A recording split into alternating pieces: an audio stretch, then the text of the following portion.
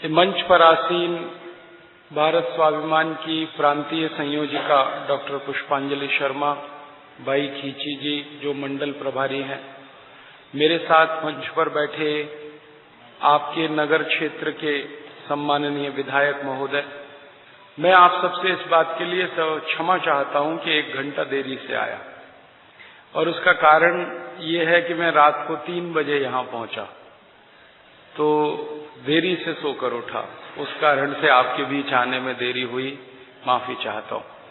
भारत स्वाभिमान का जो काम शुरू हुआ है पूरे देश में, इसके बारे में कुछ बातें आपसे मुझे कहनी है। 5 जनवरी 2009 को परम पूजनीय स्वामी रामदेव जी ने भारत स्वाभिमान ट्रस्ट का गठन किया। उस दिन इस ट्रस्ट का पंजीकरण हुआ, रजिस्ट्रेशन हुआ दिल्ली में। ये ट्रस्ट का जो विस्तार है वो भारत देश और भारत के बाहर दूसरे देशों में भी, भारत में भी काम करना है। क्या अपने देश की पूरी जो व्यवस्थाएं हैं उनको ठीक करना है, दुरुस्त करना है।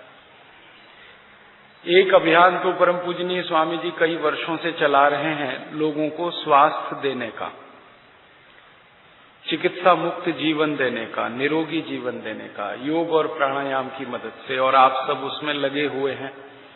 सारे देश के करोड़ों लोगों को उससे लाभ हो रहा है। अब स्वामी जी ने एक दूसरा अभियान शुरू किया है कि देश के लोगों का स्वास्थ्य अच्छा हो जाए, लोग निरोगी हो जाएं, चिकित्सा मुक्त हो जाएं, रोग मुक्त हो जाएं, और हर साल जो 6-6.5 लाख करोड़ रुपए बर्बाद होता है इस देश में चिकित्सा व्यवस्था पर, वो पैसा खर्च होना बंद हो जाए।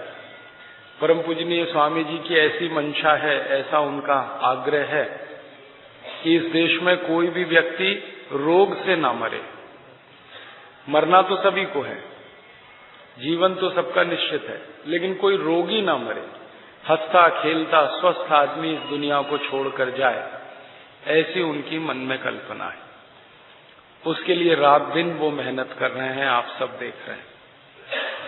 करोड़ों लोगों को उन्होंने शिविरों के माध्यम से प्राणायाम सिखाया है, योग सिखाया है, और भारत में ही नहीं, भारत के बाहर भी। और उससे भी बड़ी बात है कि जिन्होंने सीखा है और किया है, वो सब बोलते हैं कि हमें बहुत फायदा हुआ है।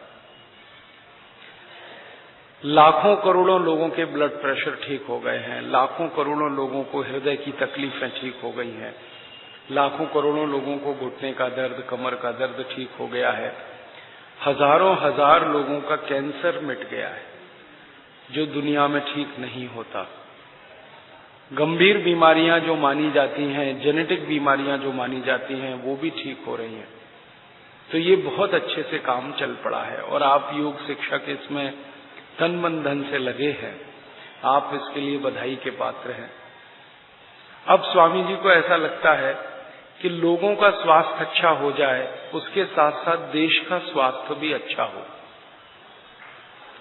लोगों की बीमारी की जो समस्या है वो ठीक हो जाए तो देश की दूसरी समस्याएं भी ठीक हों। हमारे देश में गरीबी है, हमारे देश में भूखमरी है, बेरोजगारी है, हमारे देश में आजादी के बाद भी अत्याचार है जो हमारे ऊपर होता है, शोषण है। ये देश की समस्याएं भी ठीक हों, ये अब उनके मन में आया है। तो लोगों की बीमारियों की जो समस्याएं हैं उनको ठीक करने के लिए पतंजलि योगपीठ ट्रस्ट बना है, जो लगभग 15 साल से काम करता है, और उसके नीचे पतंजलि योग समितियां बनी हुई हैं जो देश भर में काम करती हैं। आपकी रतलाम समिति एक है। इसी तरह से स्वामी जी ने देश की समस्याओं को ठीक करने के लिए, सुधारने के लिए एक दूसरा ट्रस्ट बना दिया, भारत स्वाभिमान। और इसका मुख्य उद्देश्य है कि देश की व्यवस्थाओं को ठीक करना, गरीबी, बेकारी, भूखमरी, अत्याचार, मारामारी, शिक्षा का प्रश्न, ये सारे प्रश्नों को इसमें हल करना। इस ट्रस्ट में परम पूजनीय स्वामी जी अध्यक्ष हैं, आचार्य बालकृष्ण जी इसके महामंत्री हैं। मुझे स्वामी जी ने राष्ट्रीय सचिव का दायित्व दे रखा है। सारे देश में 2,40,000 अपने योग शिक्षक हैं जो इस काम से जुड़े हैं। अगले साल जनवरी तक 11 लाख योग शिक्षक इस काम से जुड़ जाएंगे। इसके लिए काम तैयारी चल रही है। आप अगर आस्था चैनल में देखते होंगे तो हर हफ्ते एक शिविर होता है हरिद्वार में, अलग अलग राज्यों का। अभी थोड़े दिन पहले शिविर खत्म हुआ आंध्र प्रदेश का, उसके पहले उड़ीसा का, उसके पहले हुआ दिल्ली, हरियाणा, पंजाब, राजस्थान, छत्तीसगढ़, झारखंड, ऐसे कई राज्यों के शिविर हुए। आने वाले समय में मध्य प्रदेश का शिविर होने वाला है सितंबर में, बंगाल का शिविर होने वाला है, अन्य राज्यों के शिविर होने वाले हैं। तो हर सप्ताह में 5-6 दिन के शिविर होते हैं हरिद्वार में, और परम पूजनीय स्वामी जी खुद उस शिविर में सबको सिखाते हैं, बताते हैं। एक शिविर में 6 से 7 हजार लोग आते हैं।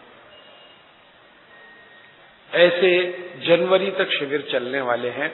तो इन शिविरों के माध्यम से लगभग 11 लाख लोग इस अभियान से जुड़ेंगे, ऐसी कोशिश हो रही है। फिर क्या हो रहा है, जनवरी के बाद स्वामी जी पूरे भारत के दौरे पे निकलने की तैयारी कर रहे हैं। एक एक जिले में एक एक दिन के लिए वो जाने वाले हैं। 680 जिले हैं इस देश में, तो लगभग 680 दिन का प्रवास स्वामी जी का होने वाला है। और उस समय जो सभाएं होंगी, जो कार्यक्रम होंगे, उनके माध्यम से 5 करोड़ लोगों को जोड़ने की योजना है। आप जानते हैं कि ये संगठन हमने बनाया है और इसको बड़ा कर रहे हैं, तो इसके पीछे कोई बड़ा उद्देश्य है। बड़े संगठन बड़े काम के लिए होते हैं। तो ये संगठन इतना बड़ा 5 करोड़ लोगों का होने जा रहा है अगले 2 साल में, तो इसके पीछे कोई बड़ा उद्देश्य है। वो उद्देश्य यही है कि अपने देश की व्यवस्थाओं को ठीक करना है। किन व्यवस्थाओं को ठीक करना है?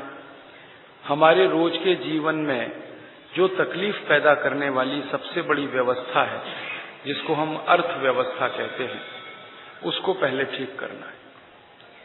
फिर हमारे देश में जो भ्रष्टाचार फैलाने वाली राजनीतिक व्यवस्था है, उसको ठीक करना है। फिर हमारे देश में कानून और न्याय को देने वाली जो न्यायिक व्यवस्था है, उसको ठीक करना है। हमारी प्रशासन व्यवस्था को ठीक करना है। हमारे देश की जो शिक्षा व्यवस्था है, उसको ठीक करना है। ऐसे करके सभी व्यवस्थाओं को ठीक करने के 9 उद्देश्य हैं। उनके लिए ये भारत स्वाभिमान अभियान है। आपके मन में सवाल आएगा, क्या अपनी व्यवस्थाएं ठीक नहीं है? हाँ, ऐसा ही है। अर्थव्यवस्था से मैं बात शुरू करता हूं। अपने देश को आजाद हुए लगभग 62 साल हो गए, 63वां साल शुरू हो गया। अब आजादी के 62-63 साल के बाद भी इस देश की अर्थव्यवस्था में सबसे गंभीर समस्या है गरीबी, बेरोजगारी। आप अगर मुझसे पूछेंगे कि ये समस्या कितनी बड़ी है, एक उदाहरण से बताता हूं। हमारे देश की जो सरकार चलती है दिल्ली में, जिसको हम केंद्र सरकार कहते हैं, इस केंद्र सरकार ने अभी थोड़े दिन पहले एक कमीशन बनाया था, एक आयोग बिठाया था, और उस आयोग का अध्यक्ष बनाया प्रोफेसर अर्जुन सेन गुप्ता नाम के एक बहुत विद्वान व्यक्ति को। प्रोफेसर अर्जुन सेन गुप्ता कलकत्ता में रहते हैं, बहुत बड़े विद्वान व्यक्ति हैं। इस देश में अर्थशास्त्र के विशेषज्ञ माने जाते हैं। जब श्रीमती इंदिरा गांधी इस देश में प्रधानमंत्री हुआ करती थी, तो प्रोफेसर अर्जुन सेन गुप्ता उनके योजना आयोग के उपाध्यक्ष हुआ करते थे, श्रीमती गांधी के। बहुत साल तक प्रोफेसर अर्जुन सेन गुप्ता बंगाल सरकार में वित्त मंत्री रहे। दुनिया भर के 40 से ज्यादा विश्वविद्यालयों में लेक्चर्स देने जाते हैं। बहुत विद्वान आदमी है, दुनिया उनका सम्मान करती है। तो भारत सरकार ने उनसे कहा कि आप 5 साल एक अध्ययन करो, अभ्यास करो, और ये बताओ कि गरीबी कितनी है, बेकारी कितनी है, भुखमरी कितनी है, आर्थिक समस्याएं हमारी बताओ। तो उन्होंने बड़ी मेहनत करके एक रिपोर्ट बनाई है, बड़ी मोटी है। वो रिपोर्ट पिछले साल संसद में पेश हुई, फिर मुझे भी मिल गई पढ़ने को। तो उस रिपोर्ट में उन्होंने लिखा है कि भारत में 84 करोड़ लोग भयंकर गरीबी में रहते हैं। अब तक हमारी सरकार ये कहती थी कि 32 करोड़ लोग गरीब हैं इस देश में, जिनको इस देश में कहा जाता है गरीबी रेखा के नीचे। लेकिन प्रोफेसर अर्जुन सेन गुप्ता ने कहा कि ये 32 करोड़ नहीं है, ये 84 करोड़ है। और ये आंकड़ा उनको भारत के 31 राज्यों के भ्रमण के बाद पता चला। 31 राज्यों में वो घूमे, 7 केंद्र शासित प्रदेशों में घूमे, तब जाकर उन्होंने ये बताया कि 84 करोड़ लोग बहुत गरीब हैं। कितने गरीब हैं? एक दिन में वो 20 रुपए भी खर्च नहीं कर सकते, इतने गरीब हैं। 20 रुपए उनके पास नहीं है खर्च करने के। उन्होंने उस रिपोर्ट में बताया कि 84 करोड़ लोगों में 50 करोड़ तो इतने गरीब हैं कि एक दिन में 15 रुपए भी खर्च नहीं कर सकते। उन्होंने कहा 84 करोड़ में से 25 करोड़ तो इतने गरीब हैं जो एक दिन में 10 रुपया भी खर्च नहीं कर सकते, और करीब 15 करोड़ लोग तो इतने गरीब हैं जो एक दिन में 5 रुपए भी खर्च नहीं कर सकते, और 7 करोड़ लोग इतने गरीब हैं जो एक दिन में 1 रुपया खर्च नहीं कर सकते। 7 करोड़, इतनी गरीबी इस देश में है। प्रोफेसर अर्जुन सेन गुप्ता बताते हैं अपनी रिपोर्ट में कि भारत के दिल्ली, बंबई, हैदराबाद, सिकंदराबाद, बेंगलोर, मद्रास, कुछ बड़े शहरों को छोड़ दिया जाए और गांव की तरफ निकल जाएं हम देखने के लिए, तो गरीबी का महासागर है इस देश में। ये कुछ बड़े बड़े शहर हैं जिनकी संख्या 20-50 से ज्यादा नहीं है, जहां कुछ अमीरी दिखाई देती है, बाकी देश तो गरीबी में डूबा हुआ है। ये पहली बार देश को पता चला कि 84 करोड़ लोग गरीब हैं। मेरे को भी पता चला उसके बाद। मैं तो ये सोचता था 32 करोड़। और उससे भी ज्यादा गंभीर बात मुझे जो दूसरी पता चली, जिसने भारत स्वाभिमान अभियान को बनाने में भूमिका निभाई, कि ये गरीबी आजादी के बाद लगातार बढ़ रही है, कम नहीं हो रही है। जब हम आजाद हुए 15 अगस्त 1947 को, उस समय के आंकड़े हैं कि 4.5 करोड़ लोग गरीब थे इस देश में। अब आजादी के 62 साल के बाद 84 करोड़ लोग गरीब हैं। क्या भयावह परिस्थिति। आजादी के 62 साल में 11 पंचवार्षिक योजनाएं बनी हैं गरीबी दूर करने के लिए। 11 योजनाएं बनी, और हर योजना में गरीबी दूर करने के लिए 10 लाख करोड़ रुपए खर्च होता है। एक योजना बनती है ना पंचवार्षिक, जिसको आप 5 ईयर प्लान कहते हैं, उसका सबसे प्रमुख मुद्दा होता है गरीबी हटाना, गरीबी मिटाना। उसके लिए 10 लाख करोड़ का बजट होता है एक योजना का। ऐसी 11 योजनाएं बन चुकी हैं, माने 110 लाख करोड़ रुपए खर्च हो चुका है, लेकिन गरीबी बढ़ती ही जा रही है लगातार। 4.5 करोड़ से अब 84 करोड़ हो गए।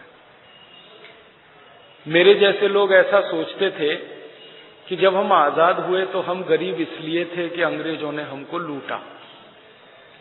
250 साल इस देश पर उन्होंने शासन किया, लूट लूट के सारा धन उन्होंने लंदन में जमा कर लिया, तो हम गरीब हो गए 4.5 करोड़। लेकिन आजादी के 62 साल के बाद तो 84 करोड़ लोगों की गरीबी, ये बात हमको पच नहीं पाई, हजम नहीं हो पाई। तो हमने इस दिशा में शोध करना शुरू किया कि आखिर इसका कारण क्या है। तो हमारे देश के लोगों के दिमाग में कुछ कारण हैं, उनमें से एक है, वो आपके मन में भी आता है, मुझे बहुत लोग सवाल करते हैं। वो ये कहते हैं कि राजीव भाई, गरीबी इसलिए है कि जनसंख्या बढ़ रही है, हमारी बहुत तेजी से बढ़ रही है। हमारी सरकार बताती है कि ऑस्ट्रेलिया नाम का एक देश, जिसकी जनसंख्या 1 करोड़ 80 लाख है, इतनी संख्या हर साल हमारे देश में बढ़ जाती है। माने एक ऑस्ट्रेलिया देश इस देश में शामिल हो जाता है हर साल। तो इसका मैंने जानने का कोशिश की, अभ्यास किया, तो पता चला जनसंख्या कोई बहुत ज्यादा नहीं बढ़ रही है। 1947 में हम 32 करोड़ थे, 33 करोड़ के आसपास थे, 32 करोड़ 80 लाख, 33 करोड़ थे। अब 2009 में हम 115 करोड़ हैं। इसका माने जनसंख्या 3.5 गुनी बढ़ी है, तो गरीबी भी 3.5 गुनी बढ़नी चाहिए।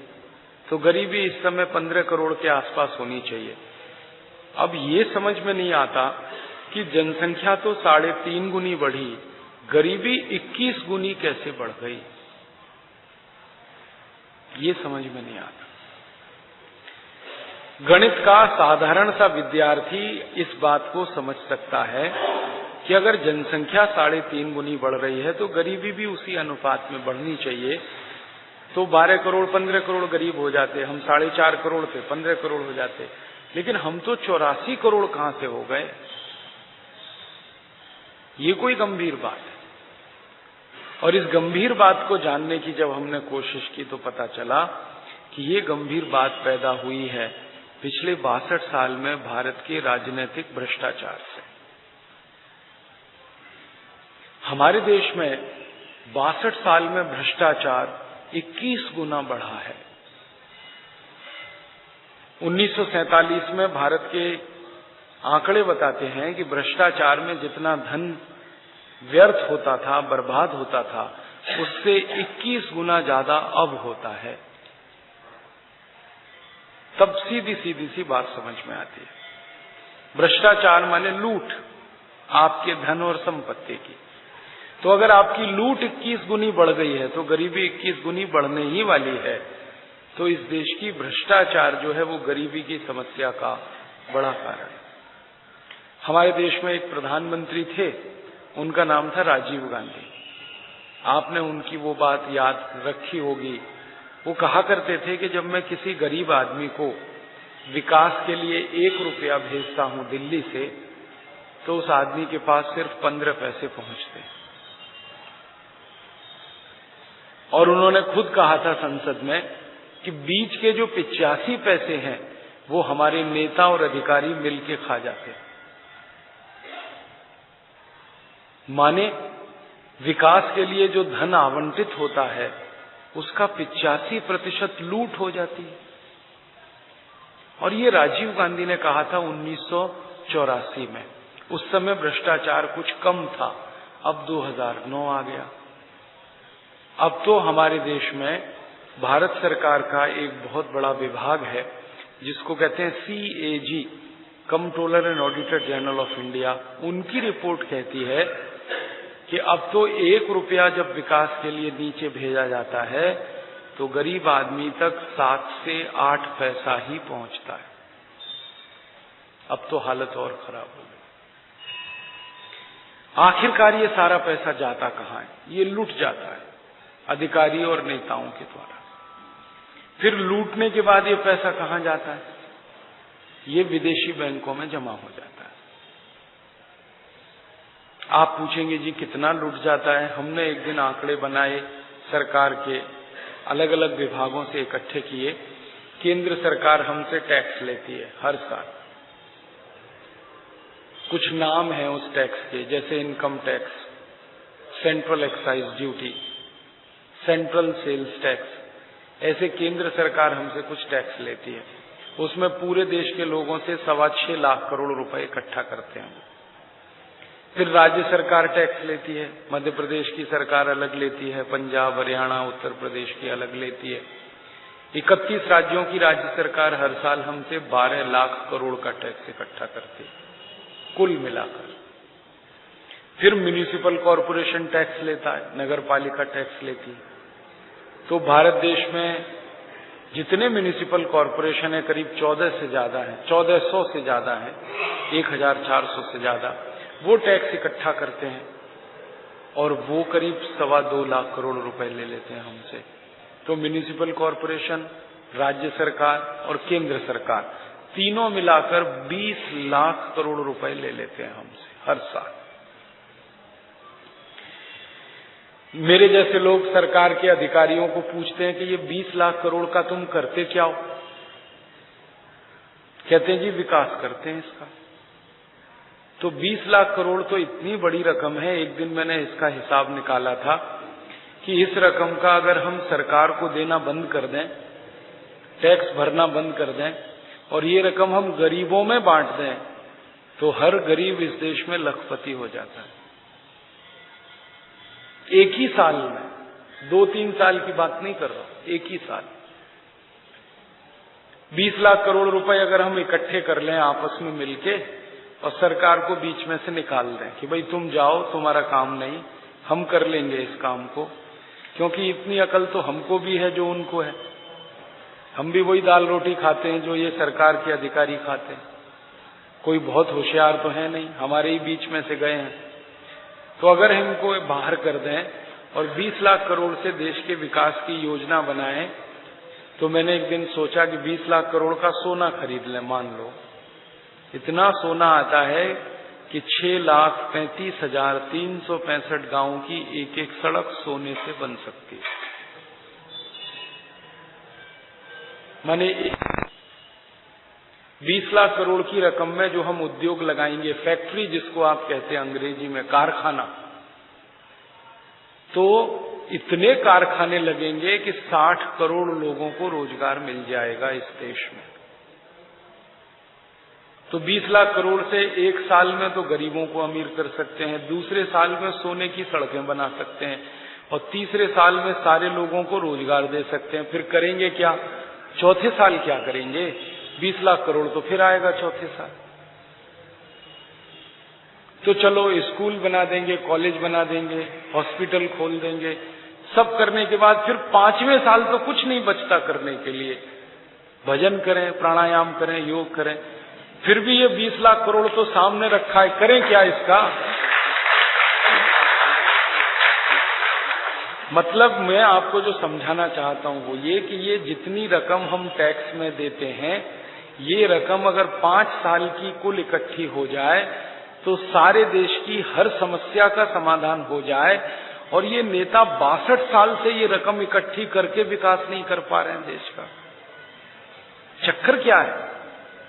तो चक्कर दूसरा है। चक्कर ये है कि ये नेता और अधिकारी इस रकम से अपना विकास कर रहे हैं, देश का नहीं कर रहे, लूट लूट के घर भर रहे हैं।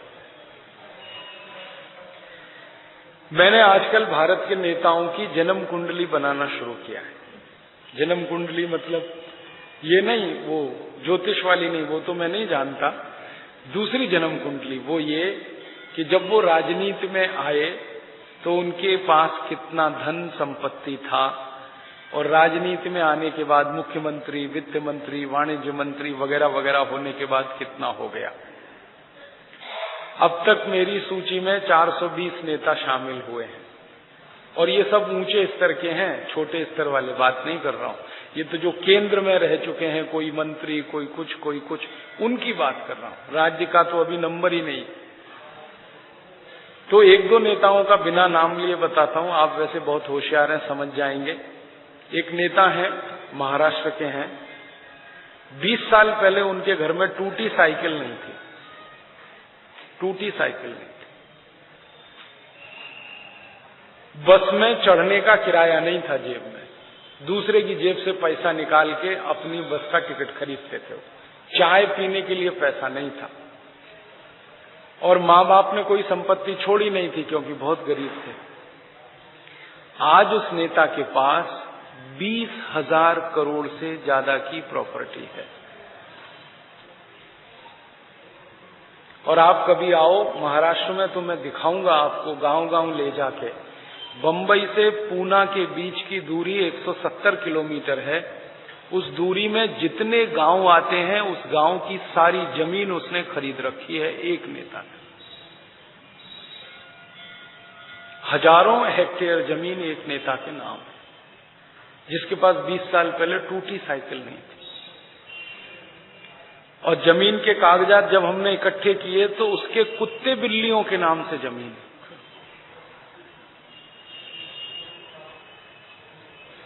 ऐसी लूट मची हुई है इस देश में।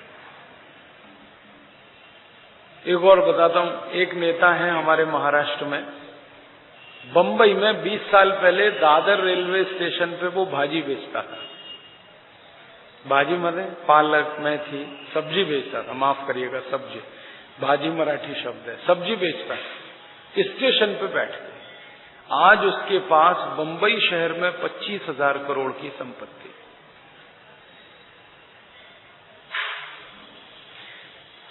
बीस साल पहले एक नेता महाराष्ट्र के नासिक में सिनेमा का टिकट ब्लैक करता था, सिनेमा का टिकट ब्लैक करता था।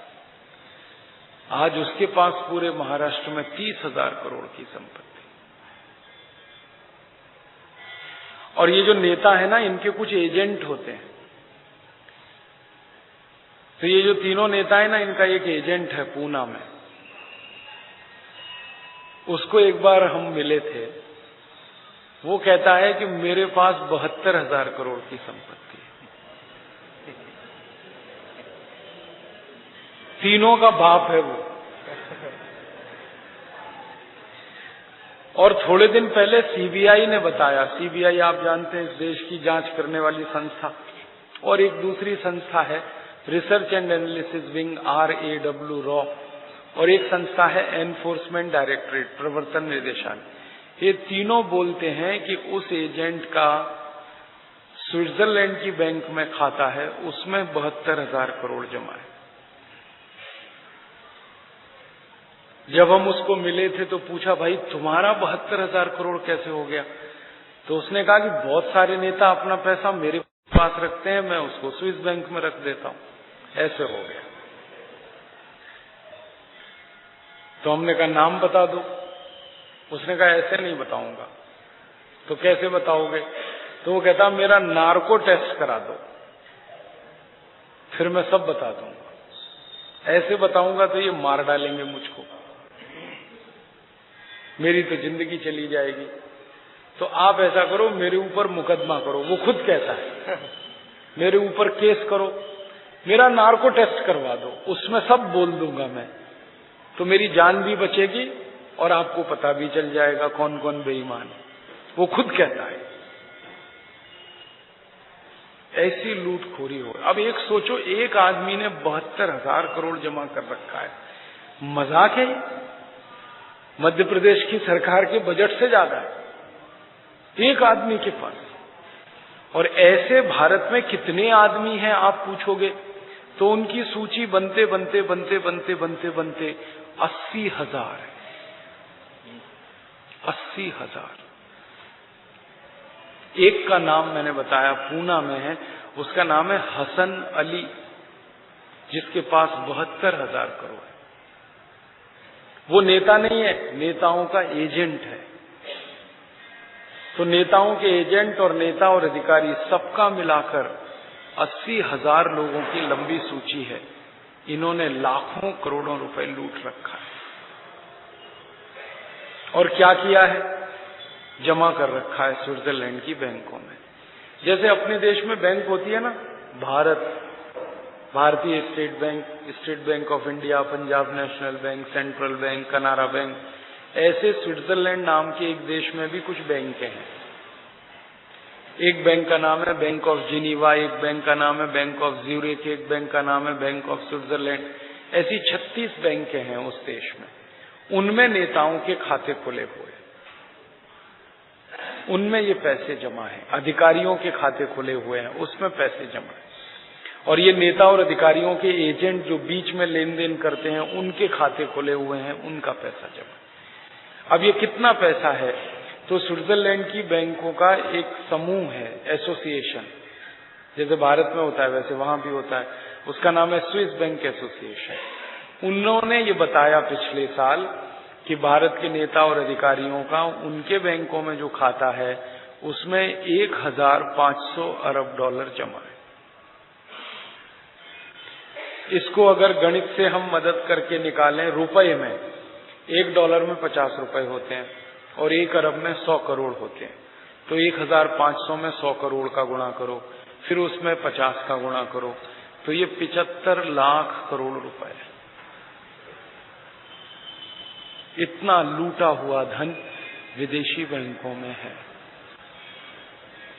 और फिर थोड़े दिन पहले एक और बात पता चली कि स्विट्जरलैंड की बैंकों में ये जो धन जमा है 75 लाख करोड़, इसके अलावा कुछ और देशों में भी है।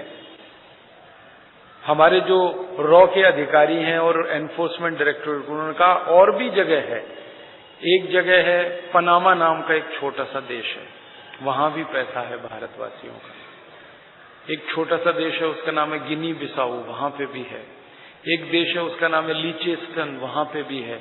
तो दूसरे अन्य बैंकों में 35 लाख करोड़ और रखा हुआ है, माने कुल मिलाकर 110 लाख करोड़ रुपए जमा है। और पिछले 62 साल में इतना ही धन पंचवार्षिक योजनाओं के लिए आवंटित हुआ है, इतना ही पूरा इन्होंने लूट के जमा कर रखा है। फिर आप बोलेंगे कि अगर सारा का सारा धन लूट के इन्होंने जमा कर रखा है, तो पिछले 62 साल में थोड़ा बहुत जो विकास का काम हुआ है, कुछ सड़कें बनी हैं, कुछ पुल बने हैं, कुछ फ्लाईओवर बने हैं, कुछ तो हुआ है ना, कुछ कॉलेज बने हैं, कुछ कारखाने लगे हैं, ये कहां से हुआ है फिर? तो इस पर जब हमने अध्ययन किया तो पता चला ये सब कर्जे से किया है।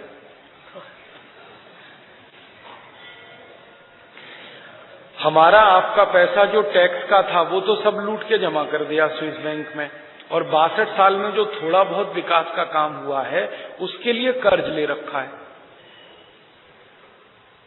केंद्र सरकार ने कर्ज लिया हुआ है 18 लाख करोड़ का, और जो राज्य सरकारें हैं जैसे मध्य प्रदेश, जैसे राजस्थान, जैसे सब, इन्होंने 31 राज्य सरकारों ने ले रखा है और 16 लाख करोड़ का। तो लगभग 32 लाख करोड़ इतना कर्ज ले रखा है। उस कर्जे से ये काम हुआ है जो दिखाई देता है आपको। एक सड़क बनी है ना जिसको कहते हैं प्रधानमंत्री सड़क योजना, गोल्डन क्वेड्रिलेटरल, स्वर्णिम चतुर्भुज, ये पूरा कर्ज से बना है। आप कभी कभी अखबार में पढ़ते हैं दिल्ली में मेट्रो रेल चलती है, वो पूरी कर्ज से बनी, जापान से कर्ज लिया। ये सड़कें बनाने के लिए अमेरिका, यूरोप के देशों से कर्ज लिया है। फिर ये जो फ्लाईओवर बने हुए हैं, ये कुछ बड़े बड़े होटल बन गए हैं, सरकार के कॉलेज बने हैं, engineering college, medical college, dental college, ये सब कर्जे का है। कर्ज ले रखा है 32 लाख करोड़ का। और अभी मुझे एक और बात पता चली कि केंद्र सरकार और राज्य सरकार ने 32 लाख करोड़ का ले रखा है, म्युनिसिपल कॉरपोरेशंस ने 2 लाख करोड़ का कर्ज ले रखा है पूरे देश में। अभी तो मैं थोड़े दिन पहले कर्नाटक गया था। कर्नाटक में एक जिला है, उसका नाम है उडुपी। उडुपी जिले में एक गांव है, उसका नाम है पुत्तूर। उस गांव की ग्राम पंचायत ने विदेशी कर्ज ले रखा है। पुत्तूर ग्राम की ग्राम पंचायत के सरपंच को मैंने पूछा, भैया तुमने ये विदेशी कर्ज क्यों ले लिया?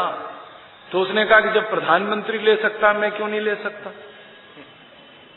वो देश का प्रधानमंत्री है, मैं गांव का प्रधानमंत्री, मैं भी ले सकता हूं। मैंने कहा तुम्हारी जुगाड़ कैसे लगी ये कर्ज लेने की? कैसे कनेक्शन बना तुम्हारा?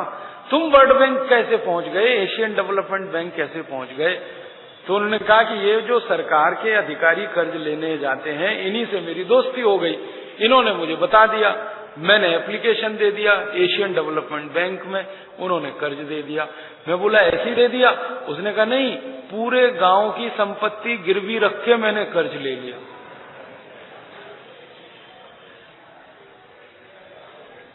और ये जो पुत्तूर गांव है ना, ये बड़ा अच्छा गांव है। आप पूछेंगे क्या अच्छाई है? चंदन की लकड़ी के जंगल हैं उनके पास। चंदन की लकड़ी आप जानते हैं सबसे महंगी है। उस इलाके में सबसे घने जंगल है, और जंगल इतने ज्यादा हैं, सबसे ज्यादा बारिश होती है वहां। पुत्तूर गांव में जब मैं गया तो वहां के सरपंच ने कहा 6 महीने बारिश होती है और घनघोर बारिश होती है। जब एक बार बरसना शुरू होता है पानी, 3-3 दिन 4-4 दिन बरसता ही रहता है, बंद ही नहीं होता। इतनी बारिश, कारण क्या? घने जंगल है। जहां जंगल ज्यादा होंगे बारिश अच्छी होगी। और वो सब जंगल चंदन की लकड़ी के हैं, वो सारे जंगल उसने गिरवी रख दिए हैं विदेशी कर्ज लेने के। गांव पंचायत की जमीन गिरवी रख दी है, सब संपत्ति गिरवी रखी है। मैंने सरपंच को कहा कि ये कर्ज वापस नहीं कर पाए तो उसने कहा मुझे क्या लेना देना, अगला सरपंच भुगतेगा। मैंने तो ले लिया। मैं पूछा तुम लाए क्यों हो इस कर्ज को, करोगे क्या इसका? कहता जी गांव में पानी की व्यवस्था करनी है। मैंने कहा इसके लिए 70 करोड़ डॉलर थोड़ी लगता है ये तो छोटी रकम का काम है। उसने कहा उसकी पाइपलाइन बिछानी है, ये करना है, वो करना है, सब उसने हिसाब बता दिया। मैं पूछा तुम पाइपलाइन बिछा रहे हो? उसने कहा हाँ मैंने ठेका दे दिया, ये कर दिया, पाइपलाइन बिछ रही है। पानी कहां से लाओगे? तो तालाब बनेगा। तालाब है क्या? अभी नहीं है। पाइपलाइन बिछ रही है, तालाब नहीं है अभी। वो कब बनेगा? मालूम नहीं। पाइपलाइन बिछ जाएगी, पैसा खर्च हो जाएगा, तालाब है नहीं, पानी आएगा कैसे? तो कह रहा है कि दोबारा चुन के आया तो और कर्ज लाऊंगा, तो फिर तालाब बनाऊंगा, तो फिर पानी आएगा। ऐसे चलता है ये देश। आप सोचो इस देश को कि जितना हमने टैक्स में दिया वो सब खा पी के नेताओं ने जमा कर दिया। थोड़ा बहुत जो विकास काम है वो सब कर्जे से होता है। अब ये कर्ज ले लेते हैं तो ब्याज देना पड़ता है। बिना ब्याज का कर्ज कौन देगा हमको? अब ब्याज देना पड़ता है तो उसके लिए फिर पैसे चाहिए। तो नेताओं को फिर क्या लगता है कि ब्याज के पैसे भरने हैं तो लोगों को टैक्स और बढ़ाते जाओ। तो टैक्स बढ़ा बढ़ा के आपसे ब्याज का पैसा निकालते रहते हैं। और जितना ज्यादा ब्याज लगेगा टैक्स उतना ज्यादा लगाएंगे। टैक्स जितना लगेगा महंगाई उतनी बढ़ती जाएगी। तो आप कभी ये सोचते हैं कि 15 पैसे किलो का नमक आपको 15 रुपए का क्यों मिलता है? महंगाई है। महंगाई क्यों है? क्योंकि टैक्स है। आपको ये बात तो मालूम है ना, नमक बनाने में कोई खर्चा नहीं लगता। फोकट का पानी होता है समुद्र का और फोकट का सूरज का प्रकाश है। दोनों ही टैक्स फ्री, कॉस्ट फ्री है, कोई खर्चा नहीं है। सूरज का प्रकाश समुद्र के पानी पे गिरता है तो पानी भाप बन के उड़ जाता है, नमक नीचे रह जाता है। वो सबसे सस्ते में बनने वाली चीज है, उसको 15 रुपए किलो में इस देश की सरकार बिकवाती है। क्यों? टैक्स है उस पर। भगवान ने जिस पर टैक्स नहीं लगाया उस पर नेताओं ने लगा रखा है। भगवान ने मुफ्त में दिया समुद्र का पानी, भगवान ने मुफ्त में दी है सूरज की रोशनी, भगवान ने ये सब जो मुफ्त का दे रखा है, सरकारों ने इस पर टैक्स लगा रखा है।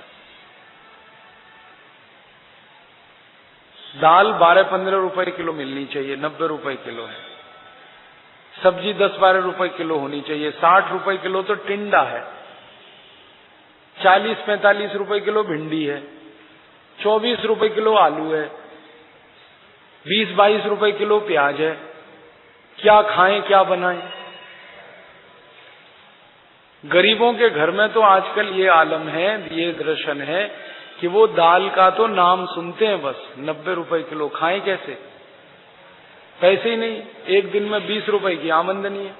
अब 20 रुपए की आमदनी में 1 किलो आटा भी नहीं आता, 26 रुपए किलो आटा है। कहां से गरीब खाएं?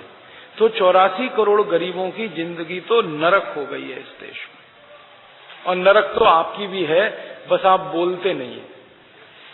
कसमसाहट तो सबके घरों में है। मुझे लोग कहते हैं कि पहले घर का खर्चा 5,000 में चलता था, अब 15,000 भी पूरे नहीं पड़ते। 5,000 में घर का खर्च चलता। मेरे पिताजी एक दिन मुझे बताने लगे, वो सरकारी नौकरी में थे, तो वो कहते थे जब मेरी पहली पोस्टिंग हुई थी तो 250 रुपए की तनख्वाह मिली थी। और मेरे पिताजी कहते हैं कि 250 की तनख्वाह में, महीने की तनख्वाह 250 रुपए थी, महीने की तनख्वाह में घर का सारा खर्च निकाल के, हम सब लोगों का सारा खर्च निकाल के, पिताजी कहते थे उन्होंने 2 तोला सोना खरीदा था। और वो कहते हैं हर महीने खरीदता था 2 तोले सोना, इतने पैसे बचते थे।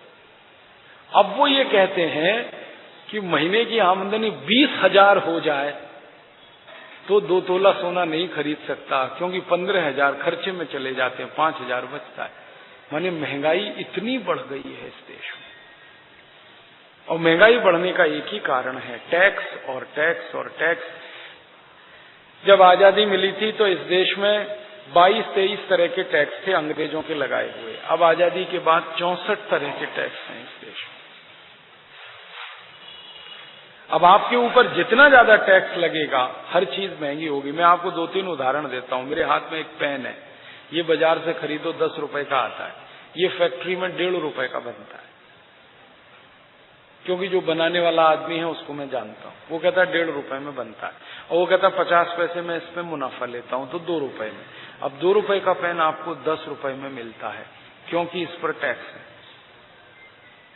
मेरे हाथ में एक घड़ी है, ये टाटा कंपनी की घड़ी है, इसका नाम है टाइटन। इनकी फैक्ट्री में एक बार मैं भाषण देने गया था बेंगलोर में, तो मैंने एक मैनेजर को पूछा कि मेरे हाथ में जो घड़ी बंधी है इसकी कीमत बताओ। कहने लगे कौन सी कीमत बताऊं? मैंने कहा फैक्ट्री में जो बनती है वो कीमत बताओ, बाजार की तो मुझे भी मालूम। तो उसने कहा हमारी फैक्ट्री में ये आपके हाथ वाली घड़ी 70 रुपए में बनती है, और बाजार में ये 570 की, 600 की, 700 की, 800 की, कितने की भी मिलती है। इतना टैक्स। एक बार मैं एक सीमेंट की फैक्ट्री में भाषण देने गया, सीमेंट बनाने वाली फैक्ट्री में, बड़ी फैक्ट्री में। मैंने उनसे पूछा सीमेंट कितने का बनता है? तो उन्होंने कहा कौन सी कीमत? मैंने कहा ये फैक्ट्री वाली। तो उन्होंने कहा फैक्ट्री में 50 किलो सीमेंट का पैकेट 76 रुपए में बनता है, हमको वो 240 रुपए में मिलता है, क्योंकि उस पर टैक्स है। केंद्र सरकार का टैक्स अलग है, राज्य सरकार का टैक्स अलग है, म्युनिसिपल कॉरपोरेशन का टैक्स अलग है। एक दिन मैं एक बहुत बड़ी कंपनी में भाषण देने गया, लोहा बनाती है वो, steel authority of India limited. मैं उनको पूछा भाई 1 किलो लोहा कितने में बनता है? उसने कहा 12 रुपए में बनता है, 50 रुपए में आपको मिलता है, क्योंकि टैक्स है उस पर। एक बार ये डीजल पेट्रोल बनाने वाले कारखानों में मैं गया, ONGC, भारत पेट्रोलियम। उनको मैं पूछा 1 लीटर पेट्रोल कितने का है? उन्होंने कहा जी 12 साढ़े 12 रुपए का बनता है, आपको 50 रुपए का हम बेचते हैं, क्योंकि हम टैक्स लेते हैं आपसे। डीजल 7.5-8 रुपए लीटर में बनता है, 35 रुपए लीटर हमको देते हैं। और 2-4 बातें बताता हूं। ट्रैक्टर है ना, ट्रैक्टर जो बड़ा 5 लाख में आप खरीदते हो, वो सिर्फ 1,80,000 में बनता है। मारुति कार जो 3.5 लाख की आप लेते हो, वो 1.5 लाख रुपए में बनती है। मैंने ऐसी हजारों वस्तुओं का कैलकुलेशन किया कि उनके बनाने की लागत कितनी है, जिसको अंग्रेजी में कहते हैं कॉस्ट ऑफ प्रोडक्शन, और भारत सरकार कहती है एक्स फैक्ट्री प्राइस, माने फैक्ट्री में बनाने में कुल खर्चा कितना लगता है। वो मामूली से खर्चा है, सरकार उस पर टैक्स लगा लगा के इतना महंगा कर देती है, फिर हमको वो खरीदनी है चीज तो ज्यादा पैसे लगते हैं। ज्यादा पैसे लगते हैं तो ज्यादा कमाई करने का दिल करता है, और ज्यादा कमाई के चक्कर में फिर भ्रष्टाचार करते हैं, फिर भ्रष्टाचार में से ये सारी दुर्व्यवस्था निकलती है। ये साइकिल ऐसे ही चलती रहती है। कोई आदमी ईमानदार रहे कैसे, ये बताओ मुझे। जब आप 10-12 रुपए की चीज उसको 100 रुपए में दोगे, उसको 90 रुपए अतिरिक्त खर्च करने पड़ेंगे उस चीज के लिए, वो तो कहीं ना कहीं से लूटेगा। तो ये लूटखोरी की व्यवस्था टैक्स में से निकलती है, और ये हमारे लिए फिर ऐसी स्थिति पैदा कर देती है कि हम गरीब होते जाएं, महंगाई बढ़ती जाए, बेरोजगारी बढ़ती जाए इस देश में। ये समस्याएं हमारे देश में। तो आप पूछोगे जी इनका कुछ समाधान है? हाँ है। ऐसी कोई समस्या नहीं है दुनिया में जिसका समाधान नहीं है। बड़ी से बड़ी समस्या का समाधान है, हर समस्या का समाधान इसका भी है। हमने बहुत सोचा, चिंतन किया, मनन किया, अभ्यास किया, शोध किया, तो हमको भी समझ में आ गया इसका समाधान है। समाधान क्या है? ये जो व्यवस्था चल रही है इसको बदल दो, बस सीधी सी बात है। कैसे बदलें, कहां से बदलें? तो पहला कदम हमने उसके लिए तय किया भारत स्वाभिमान अभियान की तरफ से कि इस व्यवस्था को हम बदलेंगे।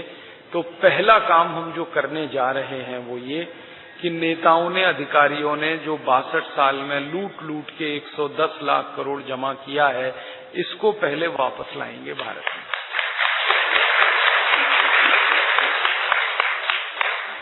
ये स्विस बैंकों में है, विदेशी बैंक, इसको वापस लाएंगे, क्योंकि ये हमारा पैसा है, आपका पैसा है। अब आप बोलेंगे आएगा कैसे? ऐसा कोई रास्ता है? रास्ते हमको मिल गए हैं 4, एक नहीं 4 रास्ते मिल गए। वो कहते हैं ना, जो लोग अपनी मदद करते हैं भगवान भी उनकी मदद करता है। भगवान ने हमको 4 रास्ते बता दिए। अकल आ गई, हमको रास्ते दिख गए।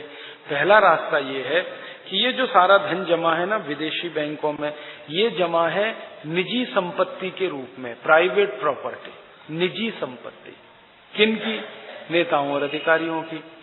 अगर इस पैसे को निजी संपत्ति से राष्ट्रीय संपत्ति बना दिया जाए तो ये वहां रह ही नहीं सकता पैसा, क्योंकि स्विस बैंकों में और दुनिया के दूसरे बैंकों में कानून है कि किसी भी देश के राष्ट्रीय संपत्ति विदेशी बैंकों में नहीं रख सकते।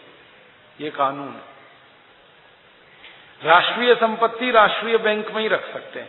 हमारे भारत की संपत्ति है तो हम रिजर्व बैंक में रख सकते हैं, हमारे भारत की संपत्ति है तो स्टेट बैंक में रख सकते हैं, हमारे भारत की संपत्ति है तो पंजाब नेशनल में रख सकते हैं, विदेशी बैंकों में नहीं रख सकते। लेकिन निजी संपत्ति है वो कहीं भी रख सकते हैं, यहां रख सकते हैं, बाहर रख सकते हैं। तो ये पैसा नेताओं ने निजी संपत्ति घोषित करके रखा हुआ है। हम इस पैसे को राष्ट्रीय संपत्ति बनाना चाहते हैं। तो आप बोलेंगे कैसे होगा? एक कानून बनाने से ये हो जाएगा। संसद में एक कानून बनाना पड़ेगा।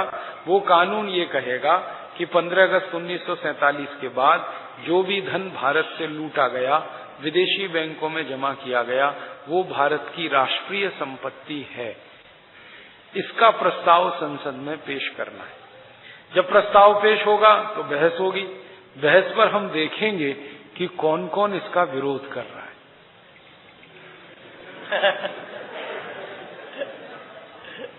जो विरोध करेगा, पक्की बात है, उसी का खाता है विदेशी बैंक, वरना कोई विरोध क्यों करेगा? मेरा तो पैसा है नहीं, मैं क्यों विरोध करूंगा? मैं तो कहूंगा कानून बने, जिनका है वो विरोध करेंगे। तो हमने तो ये एक रास्ता निकाला कि जिस दिन ये बहस होगी, ये थोड़े दिन में होने वाला है, आप उस दिन टीवी जरूर चालू करना अपना। बाकी दिन आप देखो मत देखो संसद की कार्यवाही, उस दिन जरूर देखना। हम आपको एसएमएस करेंगे, सारे पतंजलि योगपीठ शिक्षकों को एसएमएस होगा। बहस होती है ना, एक लोकसभा टीवी चालू हुआ है, आपको मालूम है लोकसभा टीवी, उस पर पूरी बहस आती है, वो जरूर देखना।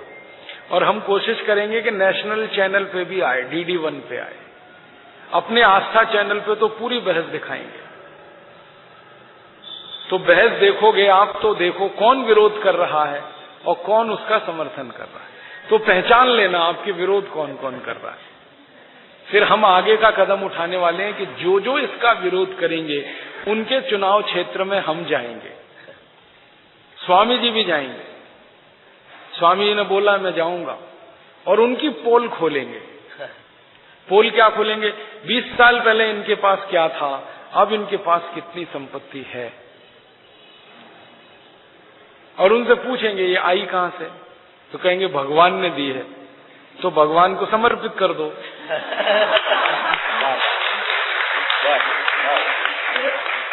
भाई यही तो कहेंगे ना, भगवान ने दी है तो भगवान को समर्पित कर दो, और भगवान जिसको देंगे उसको देंगे। भगवान देश के लिए कहेंगे तो देश का खर्चा करेंगे उसमें से। तो ऐसे करके ये एक रास्ता है संसद से कानून बनाने का।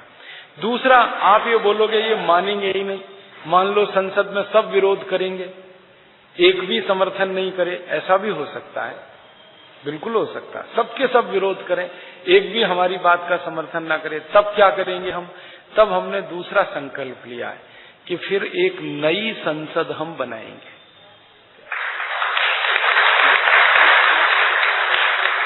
अभी संसद के जितने सांसद एक साथ अगर हमारा विरोध करेंगे तो अगले चुनाव में हम 350 सांसदों को नया चुनकर लेके जाएंगे संसद।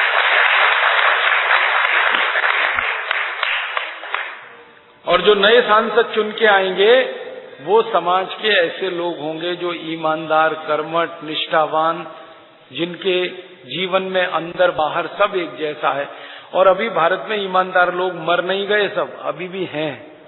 उन्हीं के कारण तो दुनिया चल रही है, नहीं तो वो सब घटाटोप हो जाता।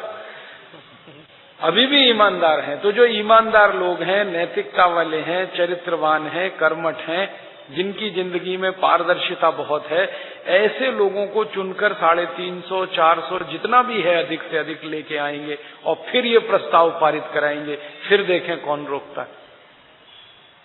तो हमारी तैयारी ये है, और हमने तो यहां तक तैयारी की है कि संसद में ही नहीं, विधानसभाओं में 31 राज्यों की सब नए विधायकों को चुन के लाएं और इन भ्रष्टाचारी बेईमानों को सबको हराएंगे।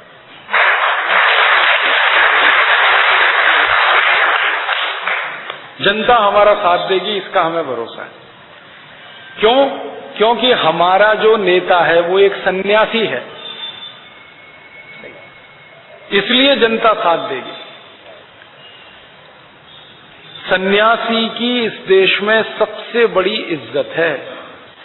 आपको तो मालूम है, इस देश में सन्यासी आ जाए तो राजा सिंहासन छोड़ के खड़ा हो जाता है, इतनी इज्जत है इस देश में। और कोई ऐसे ही सन्यासी नहीं हो जाता, बहुत तपस्या लगती है, बहुत तप लगता है। तो परम पूजनीय स्वामी रामदेव जी का जो तप है, जो उनकी तपस्या है, ये तपस्या हमारा सहयोग करेगी। तो वो तैयारी है हमारी। और 31 राज्यों की विधानसभाओं को भी बदल देंगे, जरूरत पड़ेगी तो नगर पालिकाओं को भी बदल देंगे, नगर पंचायतों को बदल देंगे, और जरूरत पड़ी तो ग्राम सरपंचों को बदल देंगे, नीचे से ऊपर तक सब नए लोग। ये दूसरा रास्ता है। तीसरा एक रास्ता और है अपने पास, वो रास्ता ये है कि सुप्रीम कोर्ट में इस मामले में मुकदमा किया जा सकता है। एक मुकदमा तो अभी हो गया, आपने पढ़ा होगा अखबार में, स्विस बैंक का पैसा वापस लाने के लिए एक मुकदमा हो गया। उसमें वकील हैं राम जेठमलानी, आप जानते हैं राम जेठमलानी को। उस मुकदमे में सरकार को नोटिस चला गया। सरकार इस समय घबराई हुई है, इतनी घबराई हुई है कि एक दिन प्रधानमंत्री ने स्वामी जी को फोन किया कि या तो आप दिल्ली आइए, नहीं तो मैं आता हूं आपके पास। प्रधानमंत्री का फोन आया, मेरे सामने आया, मैं सुन रहा था। घबराहट मची हुई है क्योंकि सुप्रीम कोर्ट में मुकदमा हो गया और मुकदमा स्वीकार हो गया है। इसमें सरकार परेशान। सरकार को क्या लगता था कि मुकदमा स्वीकार्य नहीं होगा, हो गया, क्योंकि इतने जबरदस्त तथ्य उस मुकदमे में प्रस्तुत किए हैं कि कोर्ट मना ही नहीं कर सकता। तो कोर्ट ने नोटिस दे दिया। नोटिस में क्या लिखा है? जल्दी से जल्दी स्विस बैंक के खातों का पता लगाओ और हमको बताओ। अब सरकार परेशान है, खाते का पता लगाएं, सुप्रीम कोर्ट को बताएं तो नाम खुलेंगे सबके। सरकार की परेशानी क्या है कि सरकार चलाने वाले लोग हैं, उन्हीं के खाते हैं।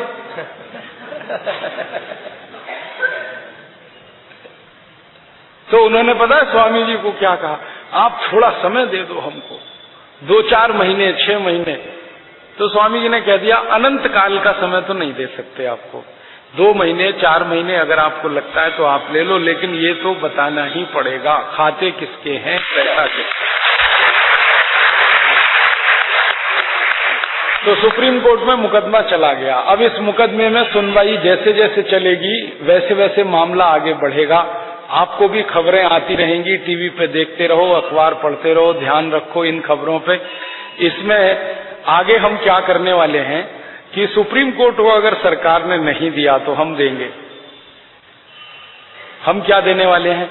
हमने एक जानकारी निकाल रखी है कि कितने भारतवासी हैं जो हर महीने स्विट्जरलैंड जाते हैं, हर महीने जाते हैं, कोई कोई तो हर हफ्ते जाते हैं, महीने में 4 बार, और उनके वीजा दिल्ली से और मुंबई से जारी होते हैं। आप जानते हैं हर एक देश की एक एम्बेसी होती है, तो स्विस गवर्नमेंट की एम्बेसी है, वो वीजा देती है। हमने वो जानकारी निकाल रखी है कि वीजा कितने ये दे रहे हैं, 1 महीने में, 2 महीने में, 3 महीने में, साल भर में। पिछले साल 92,000 वीजा दिए उन्होंने स्विट्जरलैंड जाने के लिए, पिछले साल। वो 92,000 वीजा का हमने डिटेल पता किया तो पता चला कि 12,000 वीजा थे जो हनीमून मनाने गए थे उनके हैं, तो उनको छोड़ दो भाई। हनीमून मनाने गए थे, शादी हुई, चले गए। कई लोग जाते हैं, स्विट्जरलैंड सुंदर है ये सोच के जाते हैं। उन 12,000 में से कई लोगों से हमने पूछा कि आप बार बार जाते हैं? उन्होंने कहा हम तो एक बार गए थे भाई, दोबारा गए नहीं, क्योंकि मजा नहीं आया। मैं पूछा क्यों? उन्होंने कहा उससे सुंदर तो जम्मू कश्मीर है। तो मैंने कहा पहले समझ में नहीं आया। उन्होंने कहा जब गए तब समझ में आया, दूर के ढोल सुहावने होते हैं। तो हमको ऐसा लगा कि स्विट्जरलैंड बहुत सुंदर है, लेकिन गए तो पता चला उससे ज्यादा सुंदर तो अपना देश है। तो हम तो दोबारा गए नहीं। तो पक्का है कि उनका कुछ खाता वाता नहीं है। लेकिन जो हर हफ्ते जा रहे हैं, महीने में 4-4 बार जा रहे हैं, 5-5 बार जा रहे हैं, पक्का है वो तो हनीमून वाले लोग नहीं। तो उनके बारे में जानकारी निकाल रखी है और सुप्रीम कोर्ट को हम ये जानकारी देंगे, तब सुप्रीम कोर्ट सरकार को कहेगा कि चलो इनकी जांच करो। तो झक मार के अब करना ही पड़ेगा। सरकार फंस गई है अब इस मामले। और इस सरकार ने वायदा भी किया है। आपको मालूम है ये सरकार जो चल रही है, इसके एक नेता है, उनका नाम है राहुल गांधी। उन्होंने ऐलान किया था चुनाव के पहले, वो रिकॉर्ड करके हमने रखा है। इन्होंने कहा था कि अगर हमारी सरकार बनी तो हम स्विस बैंक का पैसा लाएंगे। और अडवाणी ने भी कहा था, याद है लाल कृष्ण अडवाणी ने, कि हमारी बनी तो हम भी लाएंगे। फिर एक ऐलान किया था शरद यादव ने कि हमारी सरकार बनी तो हम लाएंगे। फिर एक ऐलान किया सीताराम येचुरी और प्रकाश करात ने कि हमारी बनी तो हम लाएंगे। तो ये सब ऐलान कर चुके हैं।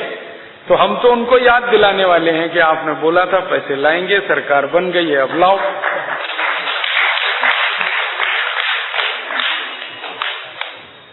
और इस मामले में बातचीत चल रही है। स्वामी जी 2-3 बार मिल लिए सारे बड़े नेताओं से। अब वो यही कह रहे हैं कि स्वामी जी बस समय दे दो, 2 महीने, 4 महीने, 6 महीने। तो ठीक है भाई, समय ले लो। और नहीं किया तो फिर हम करेंगे जो हमें करना है। अब सुप्रीम कोर्ट में फिर दूसरी पिटीशन भी आ जाएगी और वो यही होगी कि ये 80,000 नाम है। उनमें हसन अली ने तो स्वीकार किया है कि मेरा 72,000 करोड़ है। वो खुद बोल रहा है कि मेरा 72,000 करोड़ है। अब हसन अली जैसे अगर 100 आदमी भी हो गए तो 72 लाख करोड़ तो ऐसे ही हो गया। तो ये पैसा सुप्रीम कोर्ट की मदद से भी आएगा। कैसे आएगा? सुप्रीम कोर्ट ने एक बार ऐसा किया था, मैं पुरानी बात याद दिलाता हूं। जब नरसिम्हा राव इस देश में प्रधानमंत्री थे तो एक घोटाला हुआ था, उसका नाम है यूरिया घोटाला। उसमें 133 करोड़ रुपए का पेमेंट हुआ, यूरिया नहीं आया। पैसे चले गए, यूरिया नहीं आया। जांच हुई तो पता चला वो पैसे नरसिम्हा राव के बेटे के खाते में जमा है। तो सुप्रीम कोर्ट ने खाता जब्त करा दिया। वो खाता स्विट्जरलैंड की बैंक में था। खाता जब्त हुआ, 133 करोड़ रुपए उसमें से निकल के सुप्रीम कोर्ट में आके जमा हो गए। और जिसके खाते में पैसा जमा था वो जेल चला गया। तो हम सुप्रीम कोर्ट को इतनी बात याद दिलाएंगे कि अगर यूरिया घोटाले का पैसा वापस आ गया तो चारा घोटाले का भी आ सकता है, बोफोर्स घोटाले का भी आ सकता है। आएगा कि नहीं? घोटाले सबे। तो ये 110 लाख करोड़ रुपए आना तो पक्का है, बस इसमें समय का फेर है। तुरंत आ जाए या थोड़ा 1-8 साल में आ जाए। हमने योजना ये बना रखी है कि ये पैसे को लाने के लिए एक और रास्ता है, वो भी अपनाएंगे अगर हमको जरूरत पड़ी तो। वो रास्ता है कि स्विट्जरलैंड के खिलाफ अंतर्राष्ट्रीय अदालत में मुकदमा करेंगे। और इसमें मजा पता है क्या आएगा कि हमारे जैसे 50 देश मुकदमा करेंगे एक साथ, क्योंकि उन देशों के भी खाते हैं उनके। और इनके ऊपर मुकदमा पता है हम क्या करने की तैयारी कर रहे हैं? ये स्विट्जरलैंड की बैंकों में जो पैसे जमा होते हैं उसका वो ब्याज नहीं देते, उल्टा जमा करने वाले से सर्विस चार्ज लेते हैं। फिर क्या होता है कि ये पैसा वो ब्याज पे दूसरों को उठा देते हैं और उसमें से ब्याज वसूलते हैं और अपने देश में मजा करते हैं। हमारे पैसे पे वो ब्याज वसूलते हैं और मजा करते हैं, हमको ब्याज नहीं देते। ये बेईमानी पर मुकदमा होगा और हम जीतेंगे इसमें, और वो मुकदमा जीत के ये पैसा आ जाएगा। अभी अमेरिका ने किया ऐसा, मालूम है? बराक ओबामा जो अमेरिका में राष्ट्रपति बना पहली बार एक काला आदमी गोरे अमेरिका में राष्ट्रपति बना। अमेरिका में गोरे लोगों का वोट है 85%, काले लोगों का वोट है 15%, फिर भी जीत गया। क्यों जीता?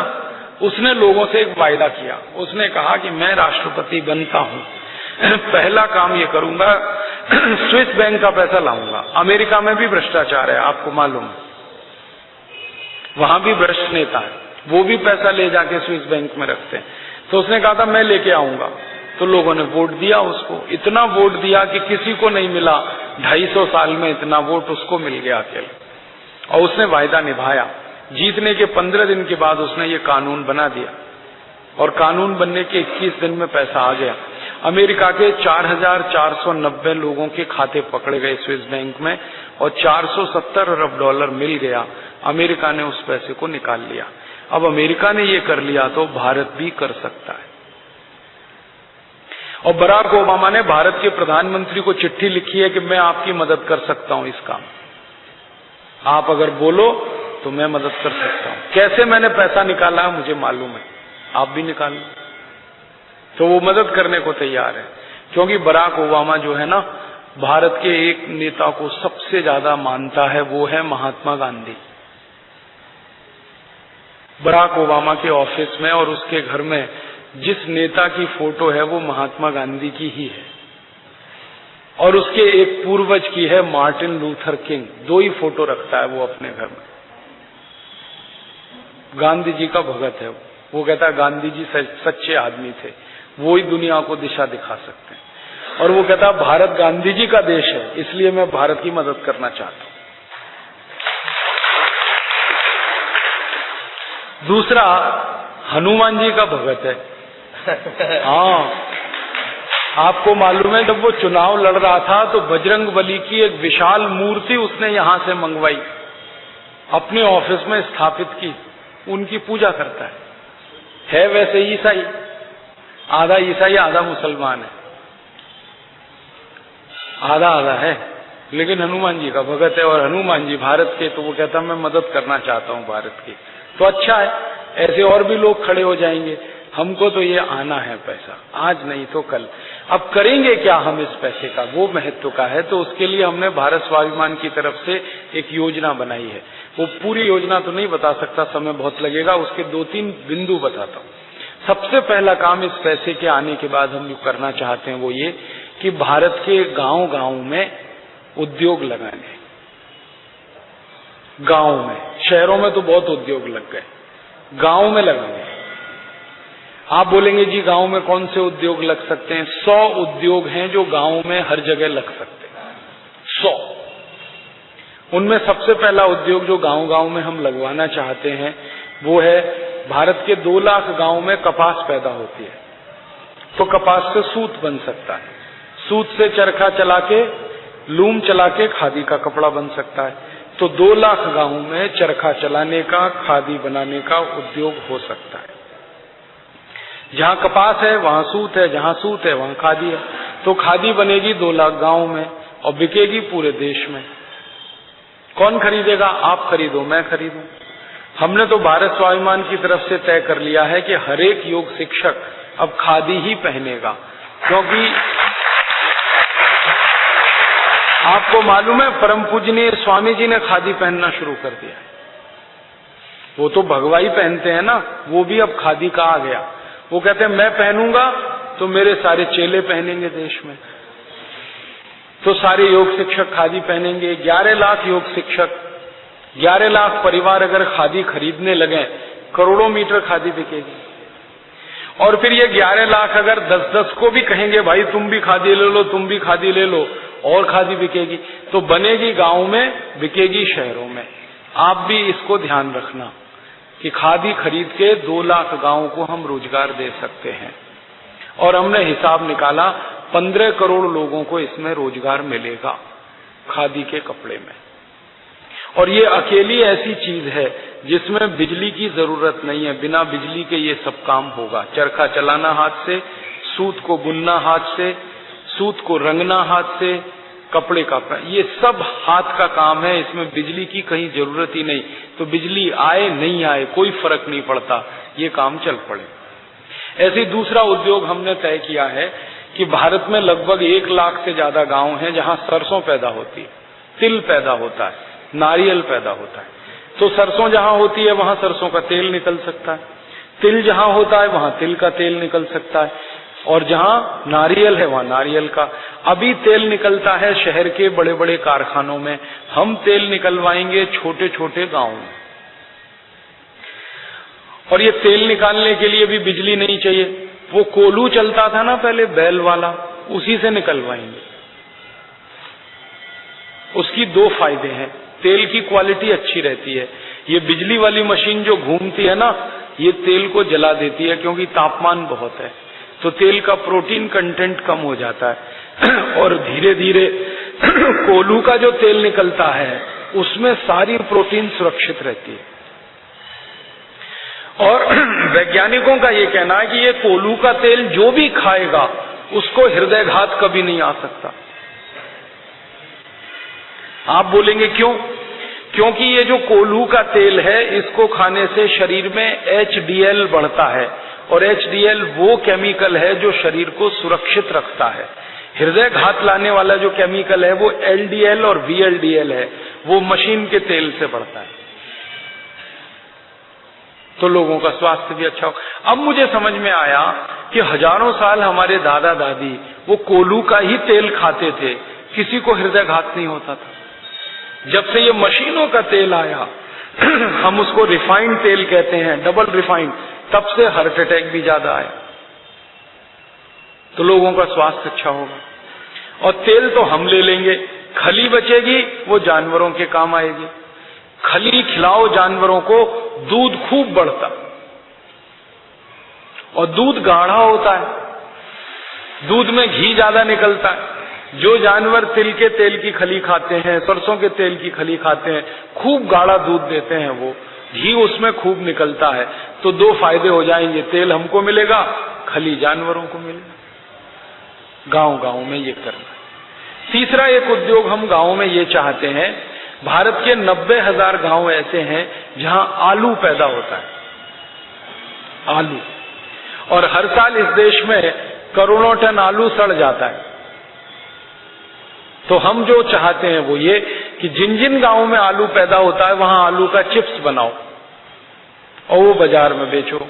बाजार में बड़ी बड़ी कंपनियों का चिप्स 400 रुपए किलो बिकता है, हमारा 100 रुपए किलो तो बिक ही सकता है। कौन बेचेगा इसको? हम बिकवाएंगे। अपना जो भारत स्वाभिमान ट्रस्ट है ना, अगले साल इसकी पूरे देश में 1000 दुकानें होने वाली हैं। 1000 आरोग्य केंद्र हम शुरू करने जा रहे हैं। उन आरोग्य केंद्रों पर गांव गांव में बना हुआ माल ही बिकेगा। तो चिप्स बनाएंगी गांव की माताएं बहनें, बिकवाएंगे हम, उनका पैसा उनको मिलेगा, तो आलू के चिप्स का उद्योग चलेगा। ऐसे ही 65,000 गांव हैं भारत में जहां टमाटर पैदा होता है, वहां टमाटर की चटनी बनाएंगे और चटनी शहर में बिकेगी। टमाटर बिकता है 20 रुपए किलो, चटनी 200 रुपए किलो, आलू बिकता है 10-12 रुपए किलो, चिप्स 400 रुपए किलो। तो हम चाहते हैं कि गांव से कच्चा माल बिकने के लिए ना आए, पक्का माल गांव से बिकने के लिए शहर में आए। 1 लाख गांव हैं जहां गेहूं पैदा होता है, अच्छा गेहूं होता है, बहुत अच्छी क्वालिटी का गेहूं होता है, जैसे शरबती गेहूं, जैसे कठिया गेहूं।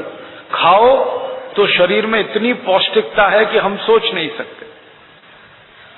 मध्य प्रदेश के कुछ इलाकों में शरबती गेहूं है, कुछ इलाकों में कठिया गेहूं है, उसकी जैसी ताकत कहीं नहीं है। और ये कठिया गेहूं की विशेषता है कि बिना पानी के होता है, पूरे बुंदेलखंड में भरा पड़ा है। तो जहां सबसे अच्छा गेहूं है वहां गेहूं का आटा बनवाएंगे, गेहूं नहीं बिकवाएंगे, आटा बिकवाएंगे। गेहूं तो 11 रुपए किलो बिकता, आटा 26 रुपए किलो बिकता। आटा बना बना के गेहूं का बेचेंगे। और अगर बिजली नहीं है तो हाथ वाली चक्की चलवाएंगे। हजारों साल तो हमने वही आटा खाया, और जिन्होंने वो आटा खाया है और जिन्होंने वो आटा बनाया है, किसी भी माँ और बहन को बच्चे के जन्म के समय सिजेरियन नहीं करवाना पड़ा, क्योंकि वो चक्की चलाने से गर्भाशय का इतना एक्सरसाइज होता है कि बिना सिजेरियन बच्चे पैदा होते रहे इस देश में। वो चक्की इतनी बड़ी चीज है। और हम तो आज के लोगों को कहेंगे कि जिनका पेट बाहर निकला है वो सब चक्की चलाओ, आटा बनाओ, पेट भी अंदर करो अपना, दोनों फायदे हैं। और वो चक्की के आटे के फायदे बहुत हैं। इसमें आटा धीरे धीरे बनता है तो क्वालिटी अच्छी है, और ये बिजली वाले में तेजी से बनता है तो जलता है। तो हर गांव में गेहूं का आटा, हर गांव में आलू का चिप्स, हर गांव में टमाटर की चटनी, हर गांव में ऐसे ऐसे काम हम 100 कराना चाहते हैं। सूती खादी के कपड़े का उद्योग, ऐसे 100 उद्योग हर गांव में हो सकते हैं। उनमें हर एक उद्योग में अगर 10 आदमी को भी काम मिले तो हर गांव में 1000 परिवार को काम मिलेगा। 1000 से ज्यादा परिवार किसी गांव में नहीं होते, माने हर गांव में संपूर्ण रोजगार हो जाएगा। और हमने इसका हिसाब निकाला, ये 100 उद्योग 6,35,365 गांव में अगर हो गए तो 60 करोड़ लोगों को इसमें काम मिलेगा। तो नक्शा हम बदलना चाहते हैं इस देश का। अभी सारे उद्योग शहर में हैं, हम 100 उद्योग शहर से गांव में ले जाना चाहते हैं। शहर में सिर्फ ऐसे उद्योग होंगे जो गांव में नहीं चल सकते।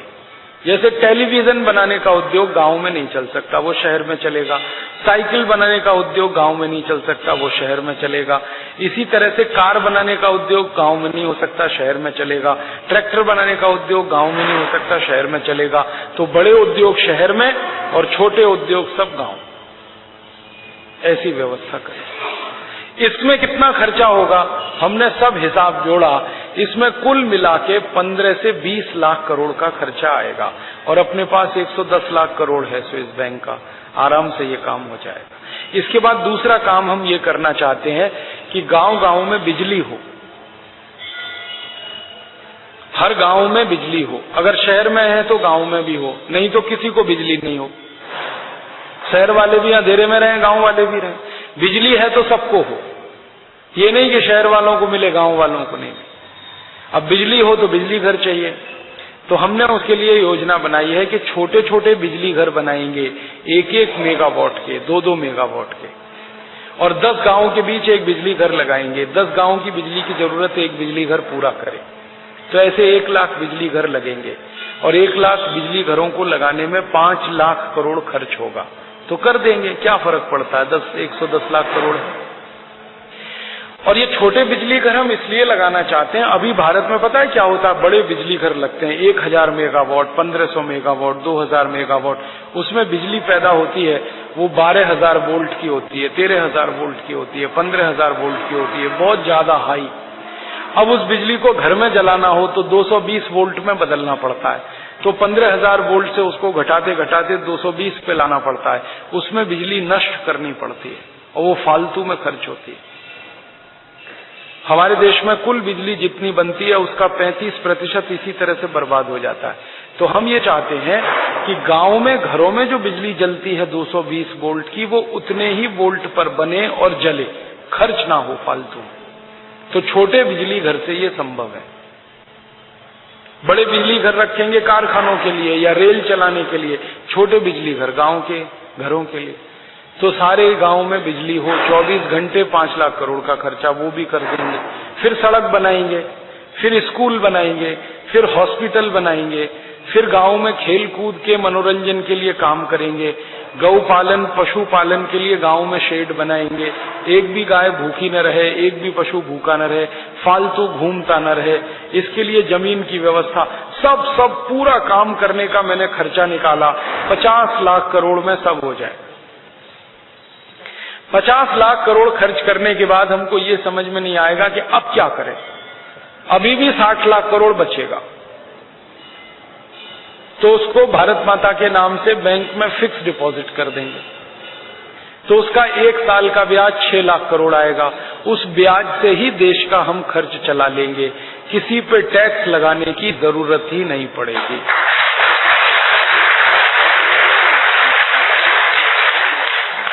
सब टैक्स खत्म, कोई टैक्स हमें नहीं लेना, क्योंकि टैक्स लेने से क्या करना, पैसा ही तो चाहिए। पैसा तो आ गया, स्विस बैंक के पैसे को ब्याज में रख लें तो ही इतना आ जाएगा, टैक्स की जरूरत नहीं। सब टैक्स खत्म कर दें, एक्साइज ड्यूटी खत्म, सेंट्रल सेल्स टैक्स खत्म, ऑक्ट्रॉय खत्म, टोल टैक्स खत्म, रोड टैक्स खत्म, कॉरपोरेशन टैक्स खत्म। सब टैक्स खत्म होते ही महंगाई कम। कितनी कम होगी मैं बता रहा हूं। 90 रुपए किलो की दाल 15 रुपए किलो में, 32 रुपए किलो की चीनी 11 रुपए किलो में, 35 रुपए लीटर का डीजल 7 रुपए में, 50 रुपए लीटर का पेट्रोल 12 रुपए में, 345 रुपए का रसोई गैस सिलेंडर 45 रुपए में। रतलाम से दिल्ली जाने का खर्चा 40-45 रुपए, वापस आने का 40-45 रिजर्वेशन के साथ। अमेरिका जाओ दिल्ली से और वापस आओ 7 से 10 हजार का खर्चा। महंगाई इतनी कम हो जाए, और महंगाई कम हो गई तो आपको भी, मुझको भी, सबको आनंद। तो स्वर्ग तो यहीं बनेगा और कहीं नहीं, यहीं बनेगा। ऐसा देश बनाना चाहते हैं, इसके लिए वो पैसा लाना है और उसके लिए ये अभियान चलाना है। तो आप बोलेंगे हम क्या करें इसमें, आप मदद करो हमारी। आप बोलेंगे हम क्या मदद कर सकते हैं। आपकी सबसे बड़ी मदद ये लगती है कि अभी सरकार के सामने जब हम बात करते हैं ना, तो सरकार हमसे पहला सवाल पता है क्या करती है, आपके साथ कितने लोग हैं। तो अभी जब प्रधानमंत्री से बात हुई तो हमने कहा कि इस समय तो 11 लाख हैं, 2 साल में 5 करोड़ हो जाएंगे, अब बताओ। तो उनका तब तो हमको बात माननी ही पड़ेगी आपकी। प्रधानमंत्री ने कहा परम पूजनीय स्वामी जी से कि आपकी एक बात को भी ना कहने की ताकत अब नहीं है मुझ में, बस आप मुझे समय दे दो।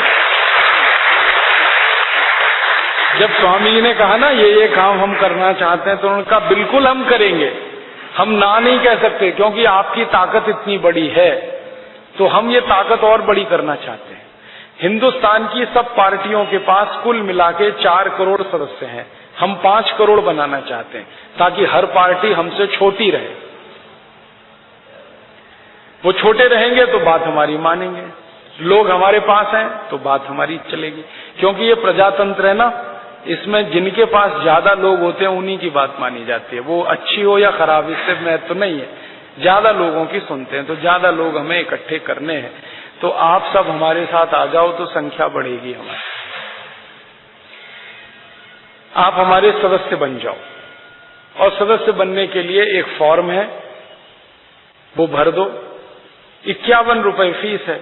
जो आप 51 रुपए दोगे वो हमारे ट्रस्ट में आएगा, ट्रस्ट की तरफ से खर्चा इसी काम के लिए किया जाएगा।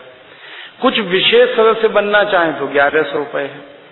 बस अंतर इतना है कि जो 1100 रुपए देंगे उनको ट्रेनिंग के लिए हरिद्वार बुलाते हैं और स्वामी जी खुद ट्रेनिंग देते हैं। जो 51 रुपए देंगे उनकी ट्रेनिंग यहीं होगी रतलाम में, कोई हरिद्वार से आएगा आपको सब सिखाएगा। तो आप हमारे साथ इसमें आ जाओ जल्दी से, तो हमारी संख्या बढ़ जाएगी। जितनी जल्दी हमारी संख्या बढ़ेगी उतनी जल्दी ये काम हो जाए। हमारे देश में एक कहावत है, संघे शक्ति कलयुगे। ये कलयुग है ना, कलयुग में संगठन की ताकत सबसे बड़ी होती है। तो संगठन चाहिए हमको, उसके लिए आपसे मदद मांगने आया। आप इसमें शामिल हो जाओ जल्दी से जल्दी, और अपने मित्रों को, परिचितों को, उनको भी शामिल करो इसमें। जितनी जल्दी ये काम होगा उतना जल्दी देश को भला होगा। और इस ताकत से और भी कई काम हम कराना चाहते हैं। ये तो एक काम है स्विस बैंक का पैसा लाना। दूसरा एक काम हम करना चाहते हैं कि अपने भारत देश में 1000, 500 और 100 के नोट सबसे ज्यादा छपते हैं।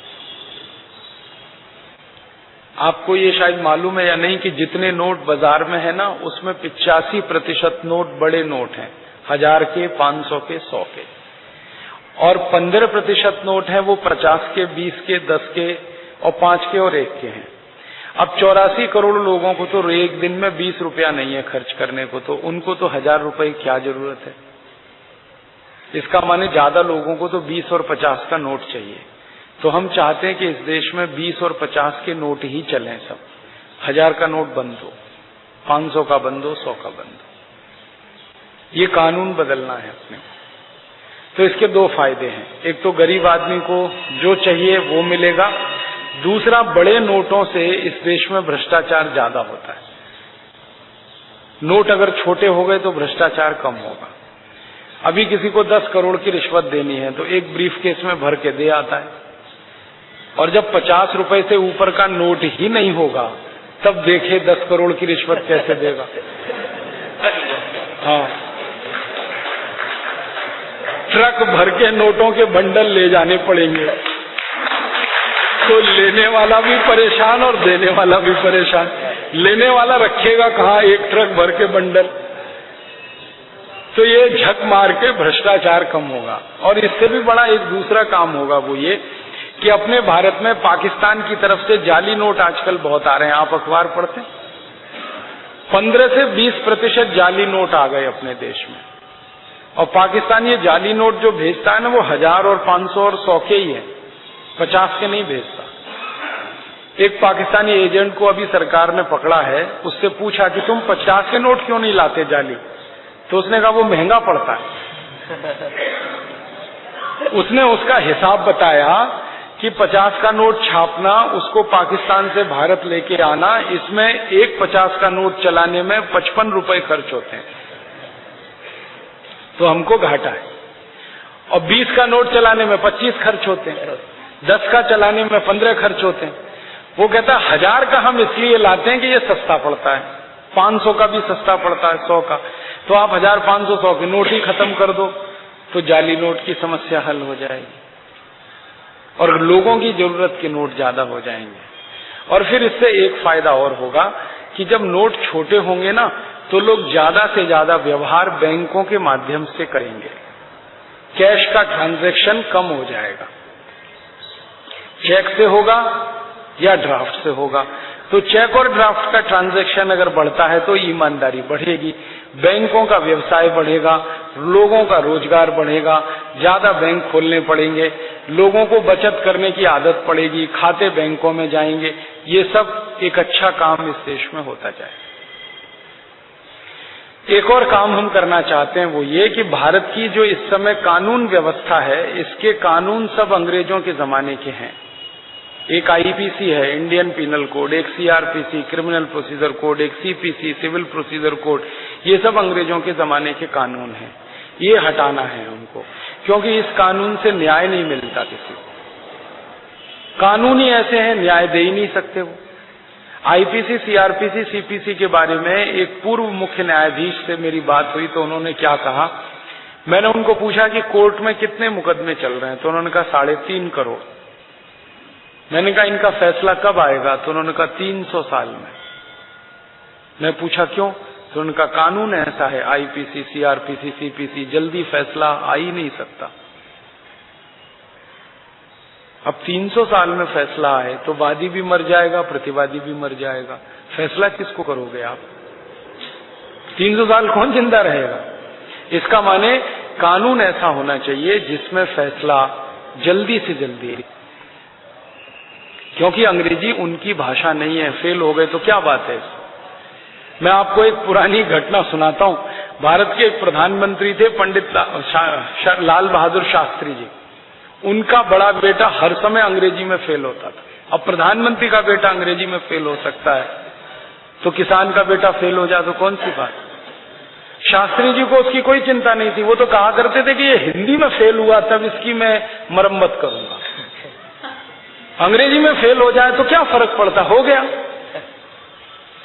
तो ये हमें सबको समझना है। और मोटी सी बात है कि जब इंग्लैंड का कोई आदमी अपने बच्चे को हिंदी में नहीं सिखा रहा, पढ़ा रहा, तो आप क्यों सिखा पढ़ा रहे? सारे विषय हम हिंदी करना चाहते हैं ताकि आसान हो जाए, और शिक्षा में जैसे ही मातृभाषा आएगी बोझा कम हो जाए। तो ऐसे ऐसे कुछ कुल मिलाकर 64 काम हम करना चाहते हैं। मैंने 8-10 आपको बता दिए, समय की कमी है इसलिए ज्यादा नहीं बताता, आगे कभी आऊंगा तो फिर बताऊंगा। ये सब काम करने के लिए संगठन चाहिए, संगठन के लिए आपका सहयोग चाहिए, और आपका सहयोग मिलेगा ऐसी मुझे पूरी आशा है। आप अगर इस संगठन में शामिल होते हैं, संख्या बढ़ती है, ताकत हमारी खड़ी होती है, सरकार के सामने हम ये सब दबाव के साथ अपनी बातों को रख सकते हैं। इसके लिए आपका सहयोग, तो आप आज से ही तय करिए, जल्दी से जल्दी इस संगठन के सदस्य हो जाइए, दूसरों को बनाने के लिए प्रयास करिए। और एक छोटी सी आखिरी बात, स्वामी जी कहते हैं कि इस संगठन का जो सदस्य बनेगा उसको 3 बातें माननी पड़ेंगी, नहीं मानेगा तो सदस्य नहीं रह सकता। पहली बात ये माननी पड़ेगी कि अपनी जिंदगी में जितने भी सामानों का हम इस्तेमाल करें वो स्वदेशी होने चाहिए। इस संगठन की शर्त है ये। हर संगठन की शर्त होती है ना कि आप हमारे यहाँ आओगे तो ये मानना पड़ेगा। तो हमारे संगठन में पहली बात ये माननी पड़ेगी कि विदेशी चीज नहीं खरीद सकते, तो अपने घर से आपको विदेशी चीज हटानी है और स्वदेशी ही लाना है। तो आप पूछेंगे हमें तो पता ही नहीं है विदेशी चीज क्या है, स्वदेशी चीज क्या है। उसके लिए हमने एक सूची बनाई है और एक पुस्तक है जीवन दर्शन, वो पुस्तक यहाँ मिलती है। ये इसकी आप देख लो, ये पुस्तक है, स्वामी जी का फोटो बना।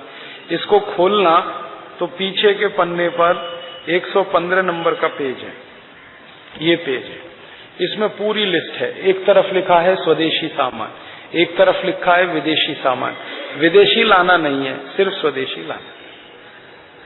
ये पुस्तक से मिल जाएगा। आप चाहे तो इसकी फोटोकॉपी करा सकते हैं, देशी विदेशी सामान की रसोई घर में चिपका के रख सकते हैं, और हर बार बाजार जाएं तो इसको देख के सामान खरीदें। ये पहली शर्त है।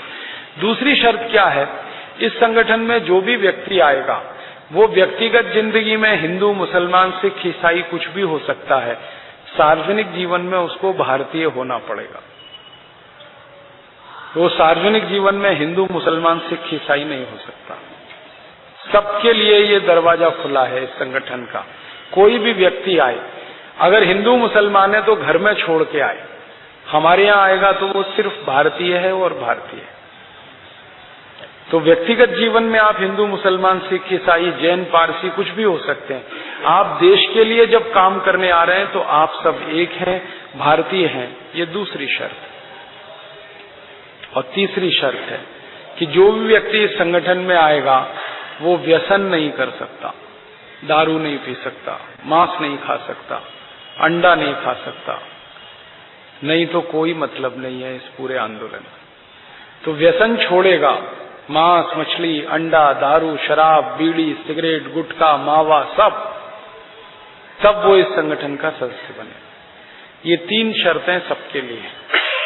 तो इनका पालन हम सब कर रहे हैं अपने जीवन में, और दूसरों को पालन करवाने के लिए प्रयास करें तो एक दिन हम जरूर सफल होने वाले हैं। क्योंकि ये काम आजादी के 62 साल में होना चाहिए था, नहीं हो पाया। अब आने वाले समय में हमें करना है, और ये काम कोई हम अकेले करने वाले हैं ऐसा नहीं है।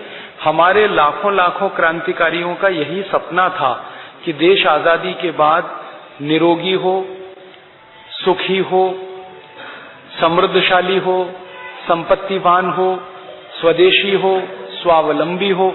यही सपना था गांधी जी का, यही सपना था सरदार भगत सिंह का, यही सपना था दूसरे क्रांतिकारियों का। तो हम तो अपने को ये मानते हैं कि शहीदों के सपनों को पूरा करने के लिए हम ये काम कर रहे हैं। और हम ये भी मानते हैं कि काम हम नहीं कर रहे हैं, काम तो कोई और करवा रहा है, हम तो निमित्त मात्र हैं। ये भगवान करवा रहा है, ईश्वर करवा रहा है, वही हमको अकल दे रहा है, वही बुद्धि दे रहा है, उसी के कहने पे हम सब कर रहे हैं, हम तो निमित्त हैं। आप भी हमारे साथ अगर इस काम में जुड़ जाएंगे तो आने वाले समय में आपके बेटे बेटियां गर्व से कहेंगे कि जब भारत स्वाभिमान का अभियान चला था तो मेरे पिताजी माताजी भी उसमें थे। जैसे आज कई लोग गर्व से कहते हैं ना, मेरे माता पिता 1942 की लड़ाई में गांधी जी के साथ थे, ऐसे ही आने वाला समय आपको कहेगा कि हाँ, आप गर्व से कहें।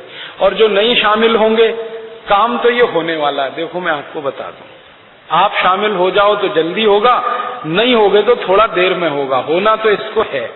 तो आप शामिल हो जाएं तो वही अच्छा, नहीं होंगे तो फिर आपके ही बच्चे आपको गाली देंगे कि तुम क्या कर रहे थे जब ये भारत स्वाभिमान का अभियान चल रहा था। तो अपने बच्चों के सामने शर्मिंदा ना होना पड़े, अपने बच्चों के सामने कभी अफसोस ना करना पड़े, इसके लिए भी आप इसमें शामिल हो जाइए। ऐसी विनम्र अपेक्षा के साथ आपका आभार व्यक्त करता हूँ, धन्यवाद देता हूँ। बहुत बहुत आभार, बहुत बहुत।